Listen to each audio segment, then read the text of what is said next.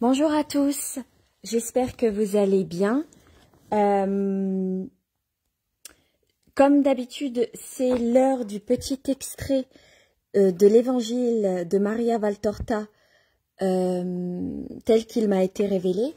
Donc je vous rappelle que Maria Valtorta est ici, mystique italienne qui a eu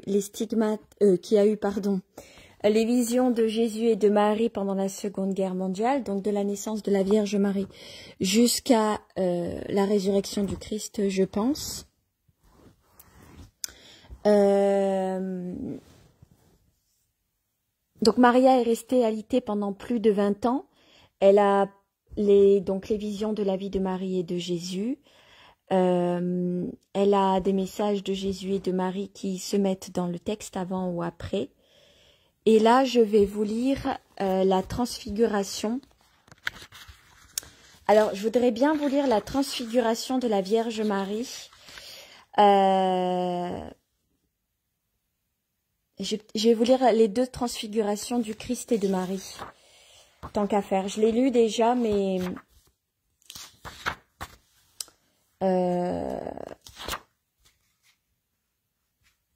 Je vais vous lire la transfiguration de la Vierge Marie et de Jésus. Alors, je cherche où est-ce qu'elle est. Bonjour à tout le monde.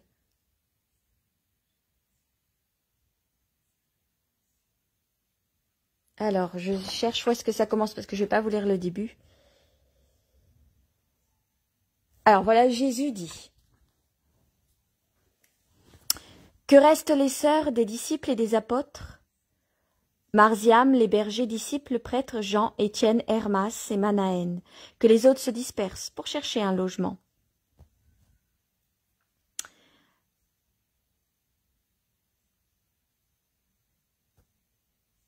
Les disciples, je peux en loger plusieurs chez moi, crie Simon, fils d'Alphée, du seuil de sa maison sur lequel il est bloqué. Je suis leur condisciple et je les réclame.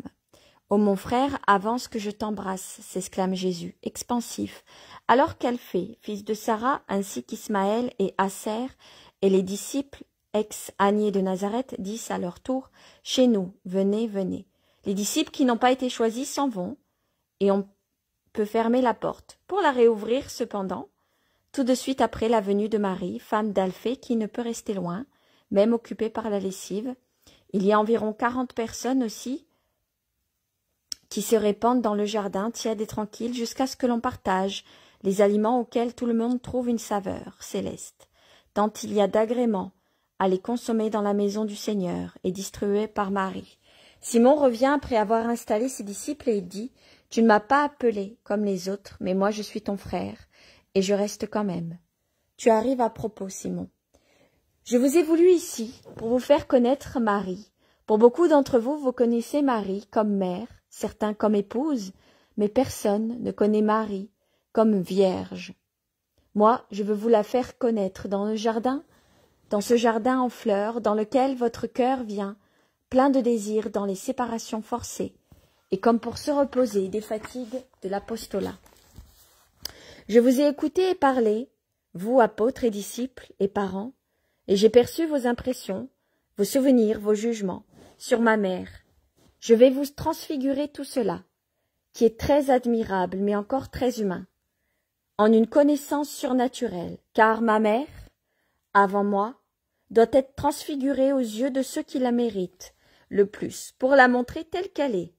Vous voyez une femme qui, par sa sainteté, vous paraît différente aux autres, mais que vous voyez en réalité comme une âme enveloppée de chair, comme celle de toutes les femmes, ses sœurs, mais je veux maintenant vous dévoiler l'âme de ma mère, sa véritable éternelle beauté. Viens ici, ma mère, ne rougis pas, ne te retire pas.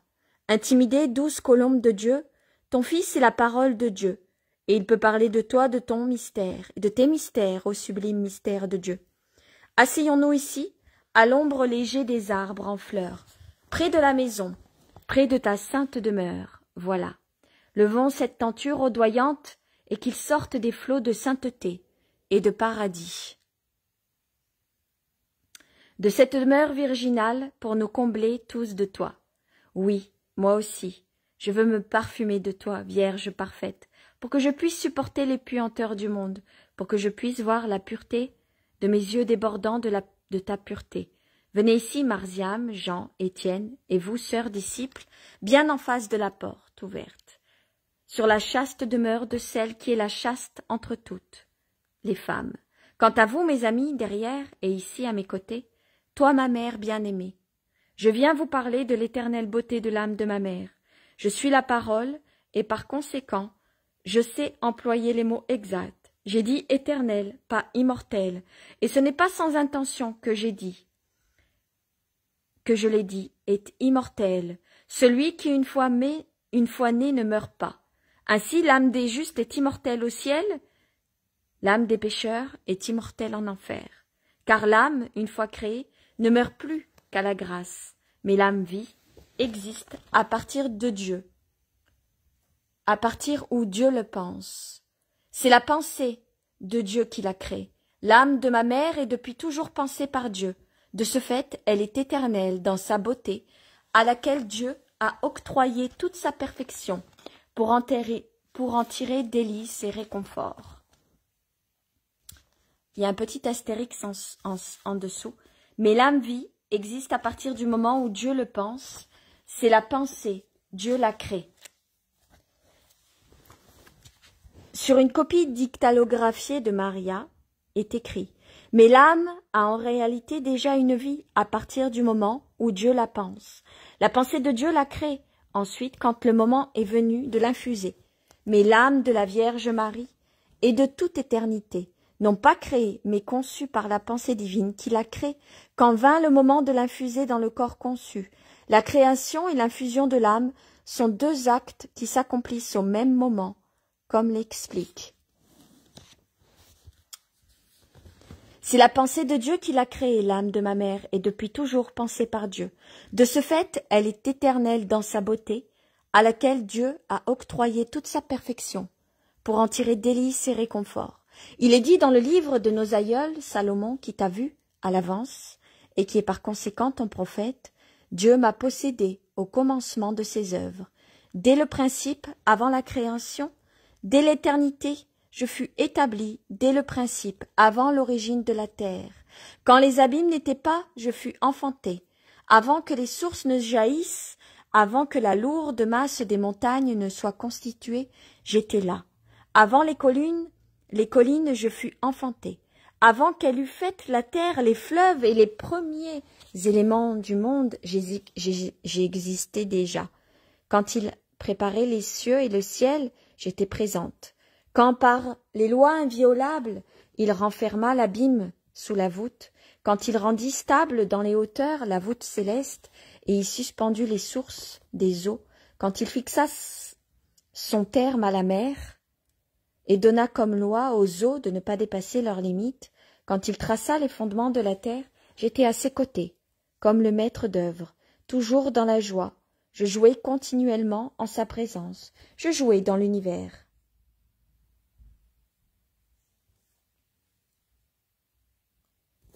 Oui, ô ma mère, Dieu, l'immense, le sublime, la Vierge, l'incréée était enceinte de toi, et il te portait, comme son très doux fardeau, se réjouissant de te sentir t'agiter en lui donnant les sourires dont il a fait la création.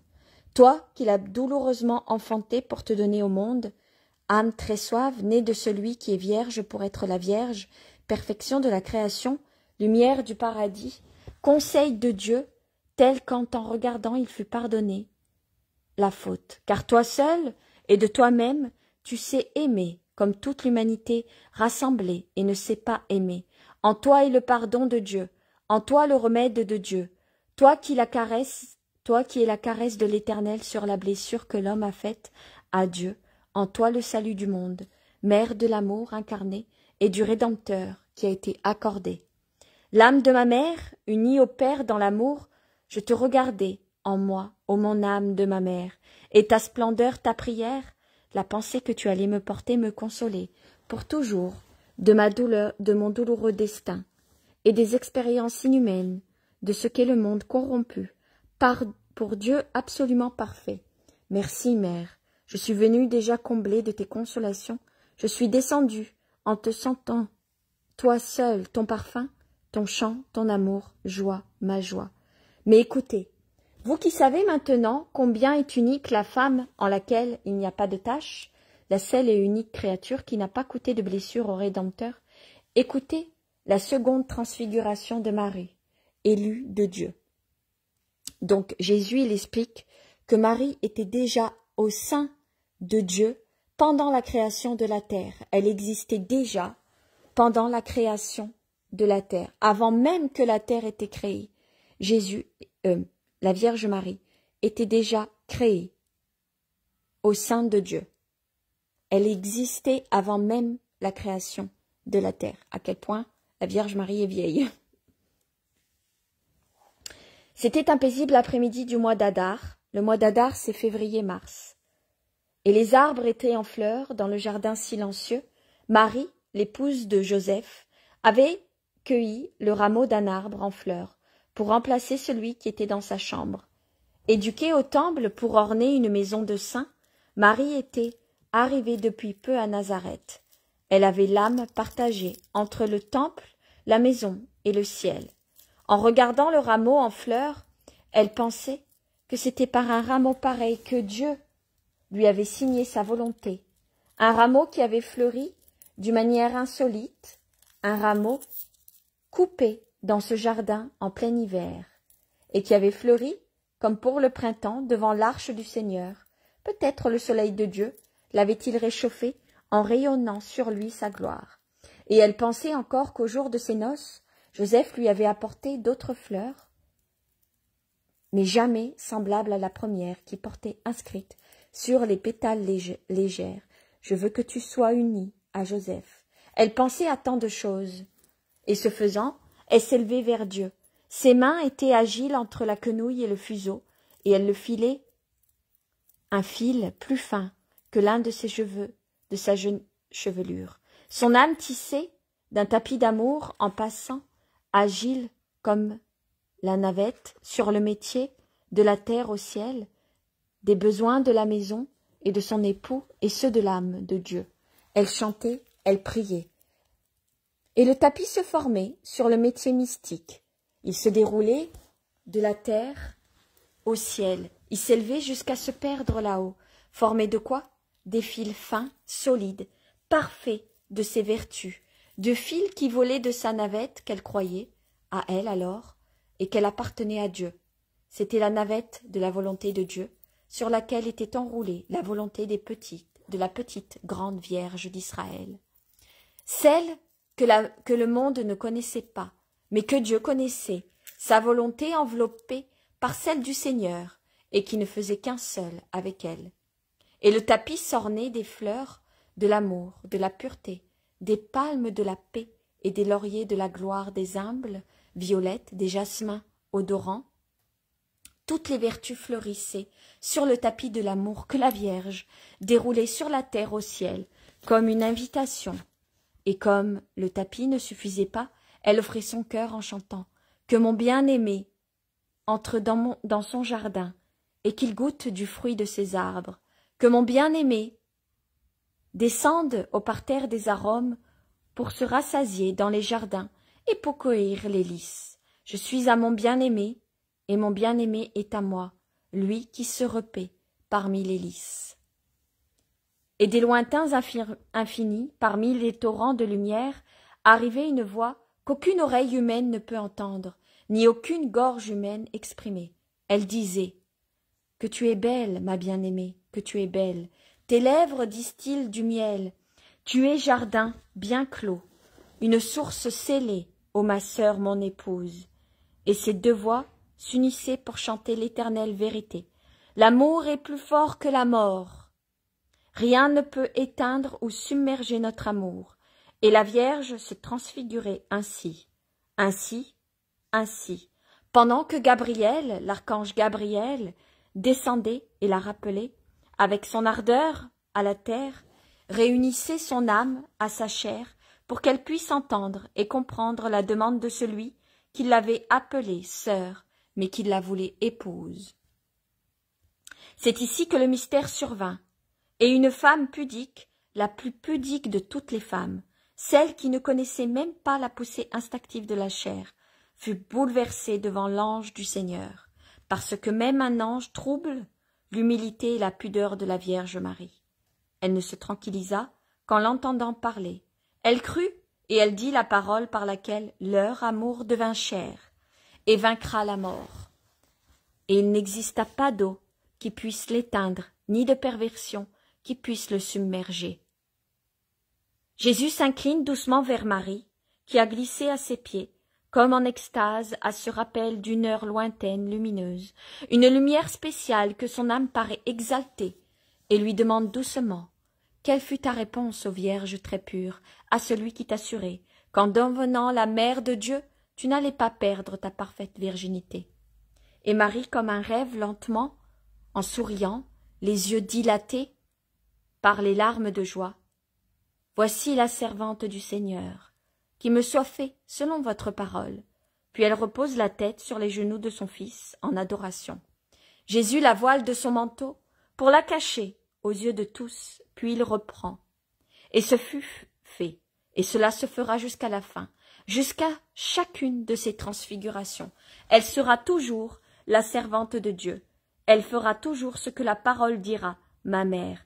Telle est ma mère, et il est bon que vous commenciez à la connaître, dans la plénitude de sa sainte figure. Mère, mère, mère, relève ta tête, mon aimé. Rappelle tes sentiments à la terre sur laquelle nous sommes pour le moment, dit-il, en découvrant Marie, après un certain temps durant lequel il n'y avait d'autre bruit que le bourdonnement des abeilles et le clapotis de la petite source. Marie lève son visage trempé de larmes et murmure « Pourquoi, mon fils, m'as-tu fait cela? Les secrets du roi sont sacrés. » Mais le roi peut les dévoiler quand il le veut, mère. Je l'ai fait pour que la parole d'un prophète soit comprise. Une femme enfermera l'homme en elle, ainsi que celle, autre parole d'un autre prophète. La Vierge concevra et enfantera un fils. Et c'est aussi pour que ceux qui souffrent de trop de vexations, qui sont humiliantes pour eux, concernant le Verbe de Dieu, et en compensation, bien d'autres consolations, qui les confirment dans la joie de m'appartenir. De cette façon, ils ne se scandaliseront jamais plus, et c'est même pourquoi ils conquerront le ciel. Et la vision se termine. Et maintenant, je vais vous lire, je vous ai lu la transfiguration de la Vierge Marie. Elle a eu la transfiguration lors de l'archange Gabriel qui est arrivé lui déposer Jésus dans son sein. Et maintenant, la transfiguration du Christ au mont Tabor.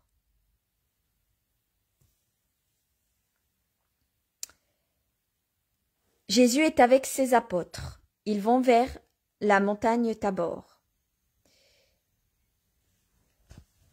Que Pierre, Jean et Jacques, fils de Zébédée, viennent avec moi sur la montagne. Vous autres, disséminez-vous à la base. Bon, je vais vous lire le début en fait, ça sera mieux si je vous lis le début. Vision du 3 décembre 1945. Quel homme n'a jamais vu, au moins une fois, une aube sereine de Mars? S'il s'en trouve un, il est bien malheureux, car il ignore l'une des plus belles grâces de la nature, quand elle se réveille au printemps, redevenue vierge, petite fille, comme elle devait l'être au premier jour. C'est une grâce pure en toutes choses, depuis les herbes nouvelles où brille la rosée, jusqu'aux petites fleurs qui s'ouvrent comme des enfants, qui naissent jusqu'au premier sourire de la lumière du jour, jusqu'aux oiseaux qui s'éveillent dans un frôlement d'ailes et gazouillent leur premier chip interrogateur qui prélude à tout leur discours mélodieux de la journée, jusqu'à l'odeur même de l'air qui a perdu pendant la nuit, sous l'action de la rosée, et grâce à l'absence de l'homme, toute souillure de poussière, de fumée et d'exhalaison du corps humain. C'est dans cette grâce que chemine Jésus, les apôtres et les disciples. Avec eux se trouve aussi Simon, fils d'Alphée, son cousin, et frère de saint Jude et de saint Jacques. Ils se dirigent vers le sud-est, franchissent les collines qui forment une couronne autour de Nazareth, passent un torrent et traversent une plaine étroite entre les collines de Nazareth et des montagnes vers l'est. Ces montagnes sont précédées de cône, à moitié coupé de tabord, dont le sommet me rappelle étrangement le couvre-chef de nos carabiniers, vu de profil. Ils rejoignent Jésus. Jésus s'arrête et dit « Que Pierre, Jean, Jacques, fils de Zébédée, viennent avec moi sur la montagne. Vous autres, disséminez-vous à la base, vous sépareront, sur les routes qui la côtoient, et prêchez le Seigneur vers le soir. Je veux être entré à Nazareth. Ne vous éloignez donc pas. Que la paix soit avec vous. » Puis il s'adresse aux 3 apôtres, qu'il les appelle. « Allons-y. » Et il commence à monter sans plus se retourner, et d'un pas si rapide que Pierre a du mal à se suivre. Un arrêt. Pierre, tout rouge, en sueur, hors d'haleine, lui demande « Mais où allons-nous? Il n'y a pas de maison sur la montagne. Au sommet, il y a cette vieille forteresse. Veux-tu aller y prêcher? J'aurais pris l'autre versant. Mais tu vois que je lui tourne le dos. Nous n'irons pas à la forteresse, et ceux qui s'y trouvent ne nous apercevront même pas. Je vais m'unir à mon Père, et j'ai voulu que vous soyez avec moi, parce que je vous aime. Allons vite. » Donc, il va avoir le moment de la transfiguration du Christ, avec Pierre, qui est Saint Pierre, avec Jean, qui est Saint Jean, l'apôtre préféré de Jésus, qui est Pierre qui va poser la pierre de l'édifice de l'église de Jésus, et de Jacques, Saint Jacques. Ah, mon Seigneur, ne pourrions-nous pas marcher un peu plus lentement et parler de ce que nous avons entendu et vu hier, qui nous a tenus éveillés toute la nuit pour en discuter? Il parle de la transfiguration de la Vierge Marie. Jésus répond « Il faut toujours se rendre rapidement au rendez-vous de Dieu. Allons, Simon-Pierre, là-haut, je vous laisserai vous reposer. » Et il reprend la montée. Jésus dit « Ajoutez ici la transfiguration que tu as vue le 5 août 1944, mais sans la dictée qui lui est jointe. Après avoir fini de copier la transfiguration de l'an dernier, le père Migliorini copiera ce que je te montre maintenant. » Vision du 5 août 1944. Je suis avec mon Jésus sur une haute montagne. Avec Jésus, il y a Pierre, Jacques et Jean. Ils montent encore plus haut et le regard se porte vers des horizons ouverts, dont une belle et tranquille journée permet de voir nettement les détails jusqu'au lointain. La montagne ne fait pas partie d'un ensemble montagneux comme celui de la Judée. Elle est isolée et par rapport à l'endroit où nous nous trouvons, elle a l'Orient en face, le nord à gauche, le sud à droite et en arrière l'ouest. La cime qui dépasse encore quelques centaines de pas, elle est très élevée et l'œil peut découvrir un large panorama. Le lac Génésaret semble être un morceau de ciel descendu, s'encastrer dans la verdure, une turquoise ovale enserrée entre les émeraudes de différentes teintes. Le Jourdain ressemble à un coup de pinceau presque rectiligne dans la verdure de la plaine. Des petits villages sont disséminés dans cette plaine des 2 côtés du fleuve. Quelques-uns sont tout juste une poignée de maisons, d'autres sont plus étendus, avec des aires de ville. Les grandes routes sont des lignes jaunâtres dans tout ce vert, mais ici, du côté de la montagne, la plaine est beaucoup mieux cultivée et plus fertile, très belle. On y reconnaît les diverses cultures avec leur gamme de couleurs riant, au beau soleil qui rayonne du ciel serein. Ce doit être le printemps, peut-être mars, si je tiens compte de la latitude de la Palestine, car je vois les blés déjà hauts, mais encore verts, ondulés comme une mer de jade. Tout à côté de la montagne, sur les collines qui en forment le socle, des collines basses et peu étendues, se trouvent 2 petites villes, l'une au sud et l'autre au nord. Jésus, après un court arrêt à l'ombre d'un bouquet d'arbres, des tentes qu'il a certainement accordées par pitié pour Pierre qui se fatigue visiblement, dans la montée, reprend l'ascension. Il va presque au sommet, là où se trouve un plateau herbeux, bordé par un demi-cercle d'arbres du côté de la pente. « Reposez-vous, mes amis, je vais là-bas pour prier. » Il indique de la main une énorme rocher qui affleure de la montagne vers le sommet. Jésus s'agenouille sur l'herbe et appuie sur le roc sa tête et ses mains dans la pose qu'il prendra aussi dans sa prière à Gethsémani. Le soleil ne le frappe pas, car le sommeil le lui cache. Mais le reste de l'emplacement, couvert d'herbe, est tout égayé par le soleil jusqu'à la limite de l'ombre de bouquets d'arbres sur lequel les apôtres se sont assis. Pierre enlève ses sandales, en secoue la poussière et les petits cailloux. Il reste ainsi, déchaussé, des pieds fatigués, dans l'herbe fraîche, presque allongée. La tête sur une touffe d'herbe qui dépasse et lui sert d'oreiller. Jacques l'imite, mais pour être plus à l'aise, il cherche un tronc d'arbre pour s'y appuyer, le dos couvert de son manteau. Jean reste assis à observer le maître, mais le calme de l'endroit, le petit vent frais, le silence et la fatigue viennent assis à bout de ses forces, et sa tête tombe sur sa poitrine, comme les paupières sur ses yeux.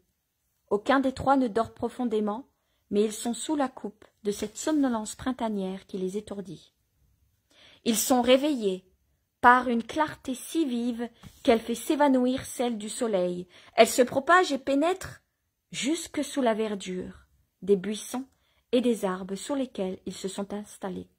Ils ouvrent les yeux, étonnés, et voient Jésus transfiguré.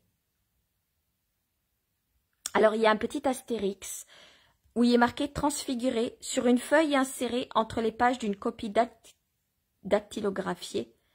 Note sur la transfiguration. Pour écarter les astuces de Satan et les pièges des futurs ennemis du Verbe incarné bien connu de Dieu le Père, Dieu a enveloppé le Christ de tous les aspects ordinaires des enfants d'une femme, non seulement jusqu'à ce qu'il soit l'enfant et le fils du charpentier, mais même quand il fut le maître, seule sa sagesse et ses miracles distinguaient des autres. Mais Israël, bien que dans une moindre mesure connaissait d'autres maîtres, des prophètes, et d'autres faiseurs de miracles, cela devait servir à éprouver aussi la foi de ses élus. Les apôtres et les disciples, ils devaient croire sans voir des choses extraordinaires et divines. C'est ainsi qu'ils voyaient l'homme savant et saint, qui accomplissait même des miracles, mais qui en tout le reste était semblable à eux, pour ce qui était des besoins humains. Néanmoins, pour confirmer les trois apôtres, après qu'ils ont été troublés par l'annonce de sa future mort en croix, il se révèle maintenant dans toute la gloire de sa nature divine. Après cela, le doute que sa mort en croix annonçait avec insinué chez les plus proches disciples ne pouvait plus subsister. Ils avaient vu Dieu, Dieu en l'homme, qui allait être crucifié. C'était la manifestation des deux natures unies, hypostatiquement, manifestement, indéniablement, qui ne pouvait laisser de doute, et à Dieu le Fils qui se manifeste, pour ce qu'il est, s'unissent de Dieu, le Père par ses parents, par ses paroles, et le ciel, représenté par Moïse et Élie. Après avoir ébranlé leur foi par l'annonce de sa mort, Jésus rétablit et même augmente leur foi par sa transfiguration. On va assister à la transfiguration du Christ. Merci Jésus. Ils ouvrent les yeux, étonnés, et voient Jésus transfiguré. Il est maintenant tel que je le vois dans les visions du paradis, naturellement dans les plaies, sans les plaies, naturellement sans les plaies, ni l'étendard de la croix. Mais la majesté du visage et du corps est pareille en est la clarté, et pareil est le vêtement, qui est passé d'un rouge foncé à un tissu immatériel de diamants et de perles, qui est son vêtement du ciel. Son visage est un soleil qui émet une lumière sidérale, très intense, et ses yeux de saphir y rayonnent. Il paraît encore plus grand, comme si sa gloire avait augmenté sa taille. Je ne saurais dire si la clarté qui rend phosphorescent même le plateau provient tout entier de lui, ou bien si sa clarté propre se mélange telle qu'à concentrer sur son Seigneur toute la lumière qui existe dans l'univers et dans les cieux. Quoi qu'il en soit, c'est un prodige indescriptible. Jésus est maintenant debout, je dirais même qu'il est au-dessus de la terre, car entre lui et la verdure du pré, il y a une sorte de vapeur lumineuse, un espace fait uniquement d'une lumière sur laquelle il semble se dresser. Mais elle est si vive que je pourrais me tromper, et l'impossibilité de voir le vert de l'herbe sous les pieds de Jésus pourrait venir de cette intense lumière qui vive et produit des bouffées. comme on le voit parfois dans les incendies, des bouffées ici d'une couleur blanche, incandescente. Jésus reste, le visage levé vers le ciel, et il sourit à une vision qui le transporte. Les apôtres en ont presque peur, et ils l'appellent car ils ont l'impression que ce n'est plus leur maître, tant qu'il est transfiguré. « Maître, maître !» appelle-t-il doucement, mais d'une voix angoissée. Lui n'entend pas. « Il est en extase, » dit Pierre, tout tremblant. « Que peut-il bien voir ?» Les 3 hommes se sont levés. Ils voudraient s'approcher de Jésus, mais n'osent pas le faire. La lumière s'avive sous l'effet des 2 flammes qui descendent du ciel et se placent aux côtés de Jésus. Quand elles sont arrêtées sur le plateau, leur voile s'ouvre et il en sort 2 personnages majestueux et lumineux. L'un, le plus âgé, a un regard perçant et sévère, et une longue barbe séparée en 2. De son front partent des cornes de lumière qui m'indiquent que c'est Moïse. L'autre est plus jeune, maigre, barbu et poilu, à peu près comme Jean-Baptiste, à qui je trouve qu'il ressemble par la taille, la maigreur et la conformation à la sévérité, alors que la lumière de Moïse est d'une blancheur éclatante, comme celle de Jésus, sortie, surtout pour les rayons du front, celle qui émane d'Élie, ressemble à la flamme vive du soleil. Les 2 prophètes qui sont à côté de Jésus lors de la transfiguration sont Élie et Moïse. Les 2 prophètes prennent une attitude respectueuse devant leur Dieu incarné, et bien que Jésus leur parle familièrement, ils n'abandonnent pas leur vénération. Je ne comprends pas un mot de ce qu'ils se disent. Les 3 apôtres tombent à genoux, tremblent, le visage dans les mains. Ils voudront regarder, mais ils ont peur. Finalement, Pierre parle. « Maître, maître, écoute-moi. » Jésus tourne les yeux, en souriant, vers son Pierre, qui s'enhardit. « C'est beau d'être ici avec toi, Moïse et Élie. Si tu veux, faisons 3 tentes pour toi, pour Moïse et pour Élie, et nous nous tiendrons ici, pour vous servir. » Jésus le regarde encore, et son sourire augmente. Il pose aussi sur Jacques et Jean un regard qui les embrasse avec amour. Moïse aussi et Élie contemplent les 3 hommes, de leurs yeux étincelants. Ce doit être comme des rayons qui pénètrent les cœurs. Les apôtres n'osent rien dire de plus. Effrayés, ils se taisent. Ils semblent un peu ivres et comme stupéfaits. Mais quand un voile qui n'est pas un nuage, ni de brouillard, qui n'a pas de rayons, enveloppe et sépare le Seigneur de ses prophètes, apparu dans la gloire, derrière un écran encore plus brillant que celui qui les entourait, déjà et les cache à la vue des 3 apôtres, une voix puissante, harmonieuse, vibre et remplit tout l'espace, et les 3 hommes tombent le visage contre l'herbe. « Celui-ci est mon fils bien-aimé, en qui j'ai mis ma complaisance. Écoutez-le. » Ah, ça doit être Dieu qui parle. Pierre, se jetant à plat ventre, s'écrie « Miséricorde pour moi, pécheur. C'est la gloire de Dieu qui descend. » Jacques ne souffle mot. Jean murmure avec un soupir comme s'il allait s'évanouir. Le Seigneur parle. Personne n'ose relever la tête, même quand le silence est redevenu absolu. Il ne voit donc pas non plus le retour de la lumière à son état naturel, de lumière solaire, pour montrer Jésus, demeuré seul et redevenu le Jésus, habituel dans son vêtement rouge. Il marche vers eux en souriant, les secoue, les touche, les appelle par leur nom. « Levez-vous, c'est moi, ne craignez pas, dit-il, car aucun des 3 n'ose lever la tête, et ils n'invoquent la miséricorde de Dieu sur leurs péchés, craignant que ce soit l'ange de Dieu qui veut les montrer au très haut. « Levez-vous donc, je vous l'ordonne, répète Jésus avec autorité. « Ô Maître mon Dieu, s'écrie Pierre, comment ferons-nous pour vivre auprès de toi maintenant que nous avons vu ta gloire? Comment ferons-nous, qui sommes pécheurs, pour vivre parmi les hommes, maintenant que nous avons entendu la voix de Dieu? » Je ne sais pas si vous vous rendez compte que les apôtres ont assisté à la transfiguration du Christ au ciel et qu'ils ont entendu Dieu, et que nous, par l'intermédiaire de Maria Valtorta, ici présente, on puisse lire et assister à la gloire de Jésus, à la gloire de Dieu, c'est-à-dire qu'on a assisté à la transfiguration de Jésus tel que ça s'est passé sur le mont Tabor, et qu'on n'a pas entendu, mais on a pu lire la voix de Dieu. Je ne sais même pas si vous vous imaginez la grâce que c'est. Vous devriez vivre auprès de moi et voir ma gloire jusqu'à la fin.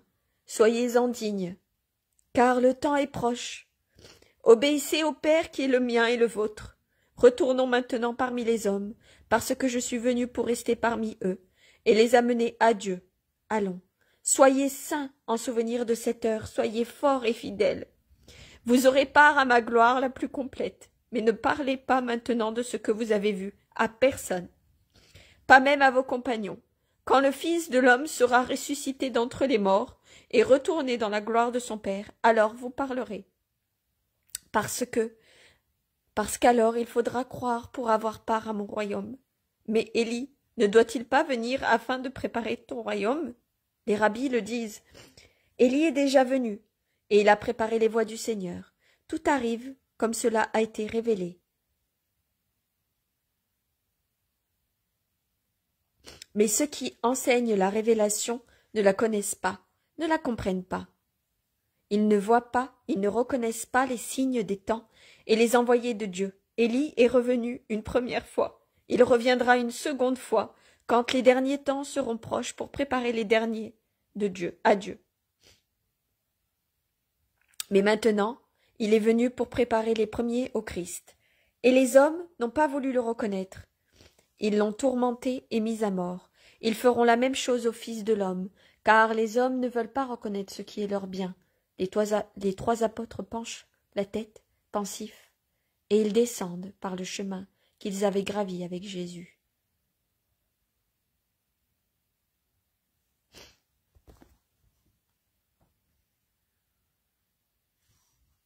Je ne sais pas quelle heure il est.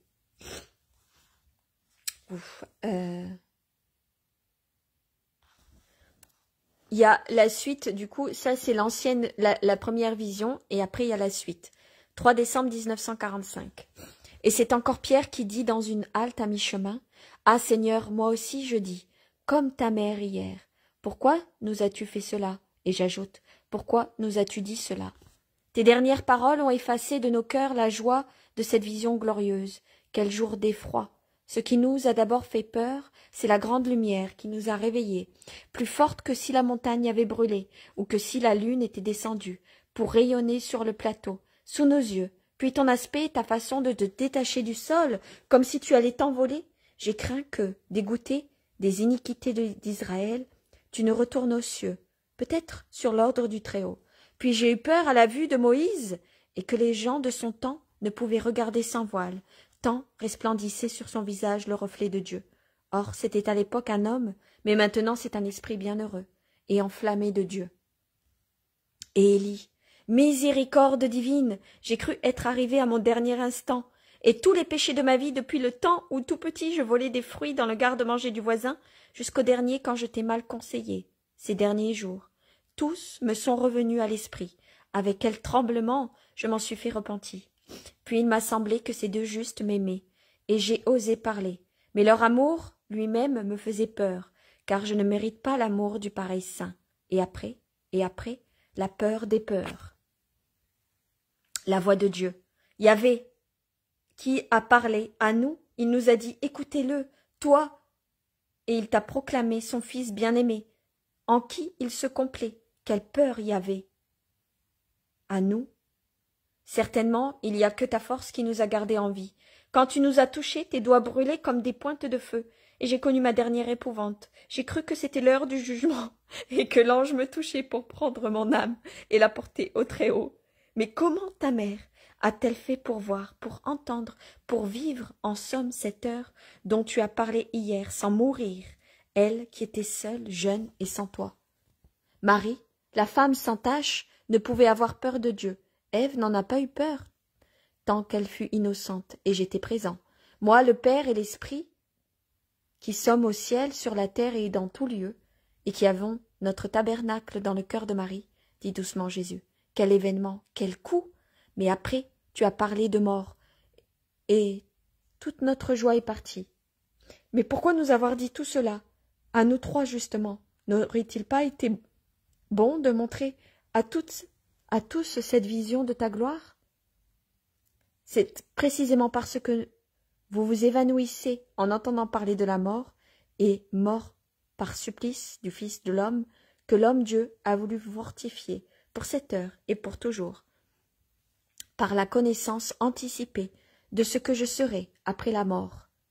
Rappelez-vous tout cela pour le raconter en ce temps. Avez-vous compris? Oh oui, Seigneur, il n'est pas possible d'oublier, et ce serait inutile de le raconter maintenant. Il dirait que nous sommes ivres. Ils reprennent leur marche vers la vallée, mais arrivé à un certain endroit, Jésus tourne par un sentier rapide en direction d'Andorre, c'est-à-dire du côté opposé à celui qu'il a quitté, les disciples. « Nous les trouverons pas, dit Jacques. Le soleil commence à descendre. Ils seront en train de se rassembler pour t'attendre à l'endroit où tu les as quittés. Viens, n'aie pas de sotte pensée.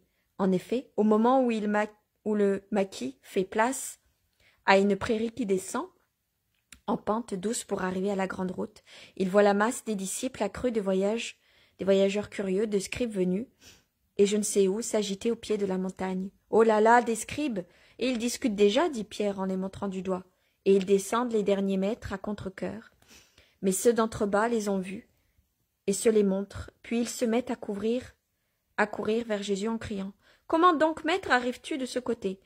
Nous allions nous rendre à l'endroit convenu, mais les scribes nous ont retenus par les discussions, et un père angoissé par ses supplications. Et là, j'arrête la lecture parce qu'il va être l'heure des chapelets. Mais je vous ai lu la transfiguration de la Vierge Marie et la transfiguration du Christ. À tout de suite pour les chapelets. Que la paix de Dieu soit avec vous.